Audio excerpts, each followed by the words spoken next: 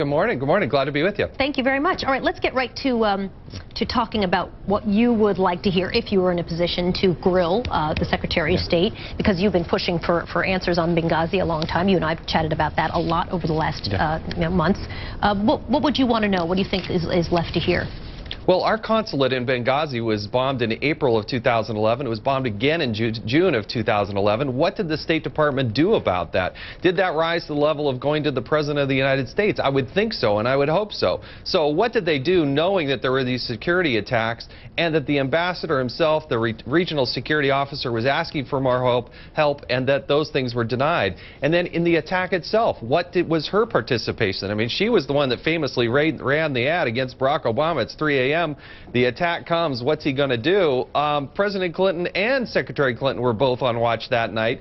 And we had an ambassador who was missing for something like 7 hours with no assets brought in to try to relieve the attack. There are serious questions about that. And then, of course, after the attack, why was the American public and the world misled for so long about a video that the Accountability Review Board said had nothing to do with the attack itself? The Accountability Review Board also said this: the board did not find that any individual U.S. government employee engaged in misconduct or willfully ignored his or her responsibilities, did not find reasonable cause to believe that an individual breached his or her duty so as to be the subject of a recommendation for a disciplinary action. So they weighed in and said, listen, nothing was done willfully and nobody really should be disciplined.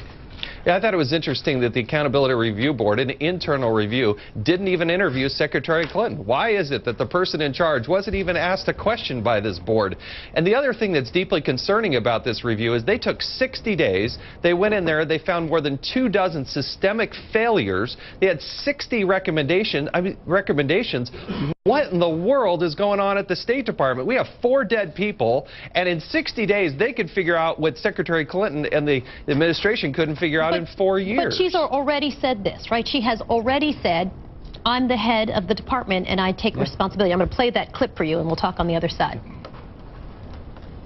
I take responsibility. I'm in charge of the State Department, 60,000 plus people all over the world, 275 posts. The president and the vice president certainly wouldn't be knowledgeable about specific decisions that are made by security professionals. That doesn't go far enough for you. No, well, look, when your consulate is bombed twice, that doesn't rise to the level of going to the president's desk. I would think he would know within minutes that our facility was bombed. And to say that decisions were made by security personnel is absolutely and totally false. And I think the secretary is going to get some very hard questions on that, because they repeatedly asked for more assets that were Department of Defense assets that wouldn't even cost the State Department anything to implement. So there are some people who said that they don't expect that she's going to be grilled is what I'm trying to say, because of the amount of respect that people who would be on this panel would bring, and I think her reputation. Do you think that that's a fair assessment of how it will go? No, she's held in high esteem. She's cleverly figured out how to limit her time before the panels at 90 minutes, which I don't think the Congress should have acquiesced to.